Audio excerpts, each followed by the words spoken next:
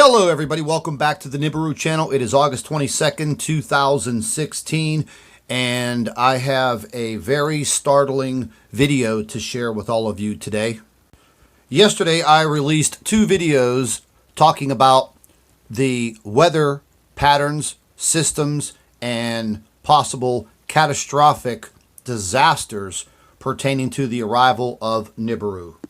There is a very high possibility that the government will cause a major national disaster before this upcoming election. We all know the government has the HAARP system, which manipulates the weather and can create the weather. I believe it's a weapon. The HAARP network is strategically placed all over the globe, as you can clearly see in this illustration here.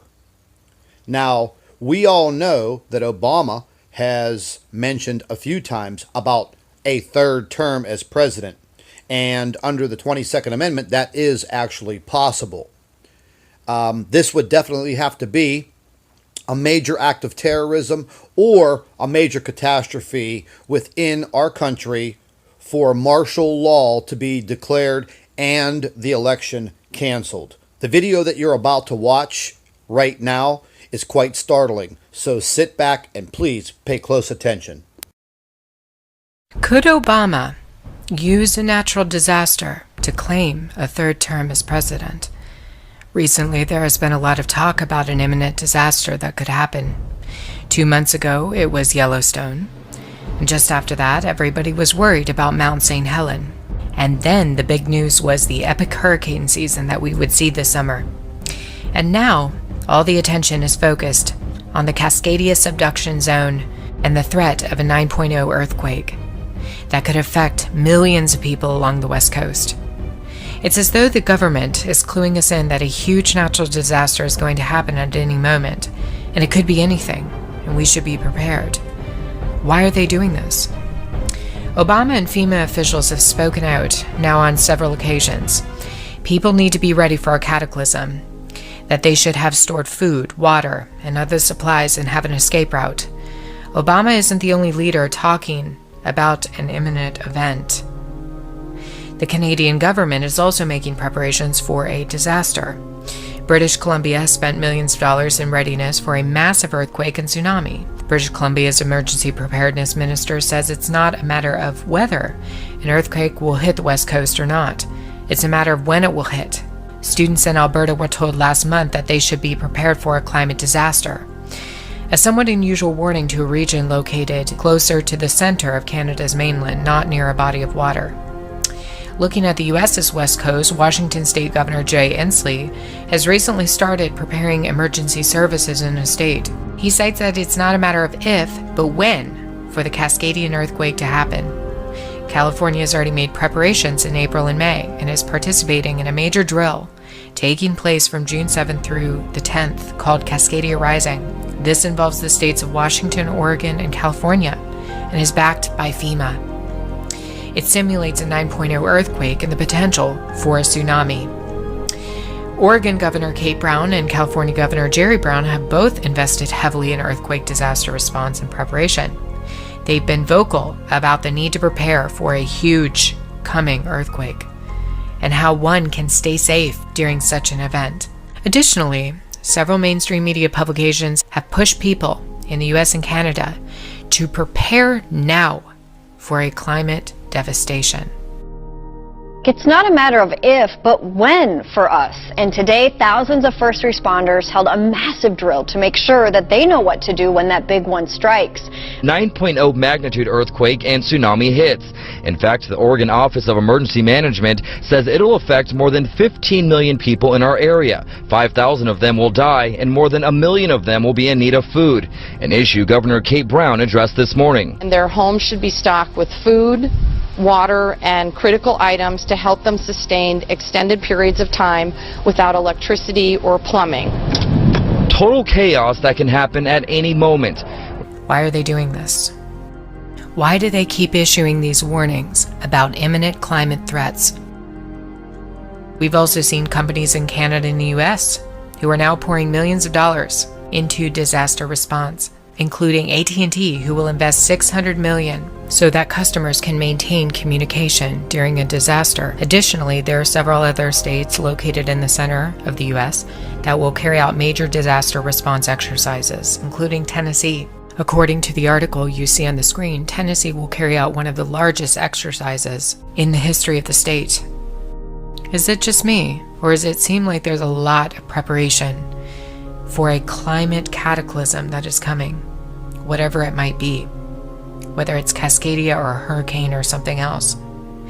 Is something going to come this summer, before the election? And if so, could this result in a cancellation by Barack Obama? The answer is yes.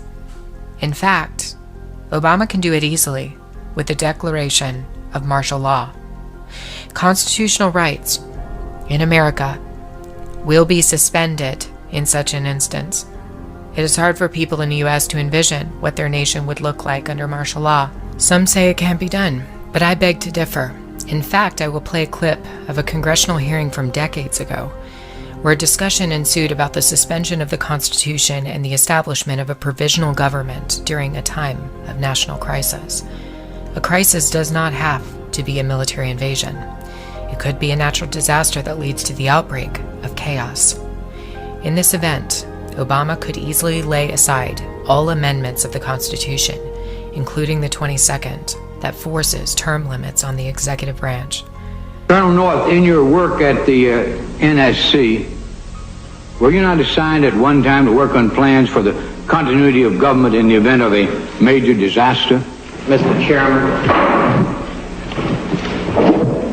I believe that question touches upon a highly sensitive and classified area, so may I request that you not touch upon that, sir.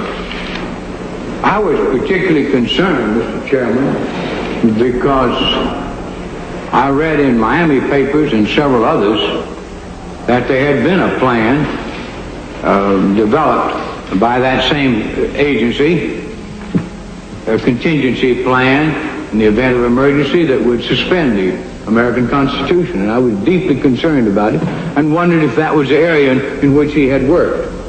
I believe that it was. May I most respectfully request that that matter not be touched upon at this stage. If we wish to get into this, I'm certain arrangements can be made for an executive session. And tragically, the only member who got close was Jack Brooks, and he was stopped by the chairman.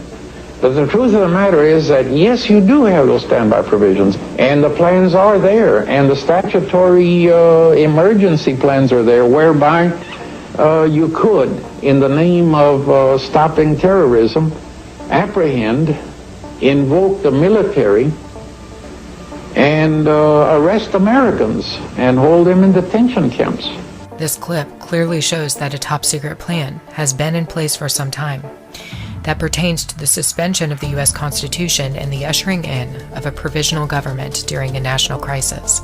For the naysayers, here is a congressman who was told to shut up when he questioned that such a plan was already in place.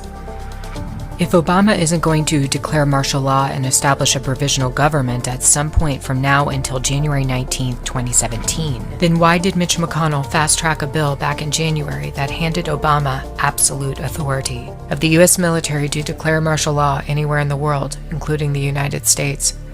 That's correct.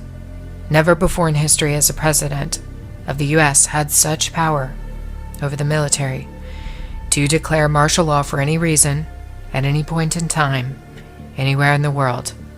Martial law changes everything, even constitutional rights. You no longer have them. They're gone, including the 22nd Amendment, which limits Obama to 2 terms. He no longer would be forced to leave office if martial law was declared. Several individuals have spoken out publicly about the potential for an Obama 3rd term with the eruption of a major calamity in the United States. Dr. Ben Carson warned that Obama could cancel the election under widespread anarchy, while former Congressman Allen West declared that Obama was taking several actions to ensure that he will have a 3rd term. Larry Nichols has spoken out about Obama's plot to keep power using a FEMA provisional government, and Democratic Senator Chris Murphy warned on the floor of the Senate back in January that Mitch McConnell's bill was handing martial authority to Barack Obama. Is working. Madam President, today I wanted to come down to the floor to speak very briefly about a resolution that the Majority Leader introduced, I believe, earlier today. This is an authorization for military force resolution that apparently purports to give the President legal authority to conduct military operations against ISIS. Before we break for the weekend, Madam President, I thought it was important to come to the floor to explain why, very briefly, to my colleagues, to explain what this resolution really is. This resolution is a total rewrite of the War Powers Clause of the United States Constitution. Let's be clear about that. It is essentially a declaration of international martial law, a sweeping transfer of military power to the President that will allow him or her to send U.S. troops almost anywhere in the world for almost any reason with absolutely no limitations. Everything's been put in place. The stage has been set. All that's needed now is a widespread calamity or catastrophe, and then troops can be ushered in, and the Marshall Declaration can be made in the United States.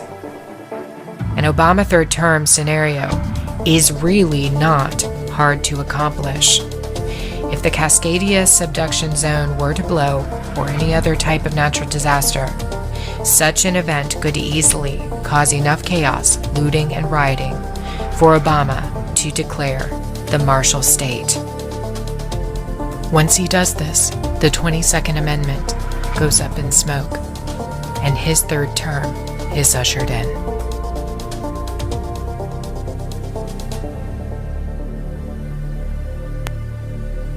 Please don't forget to share all of our videos on your Facebook page with your friends and family members. And don't forget to subscribe to our Nibiru channel for all of the future updates. And once again, keep an eye in the sky.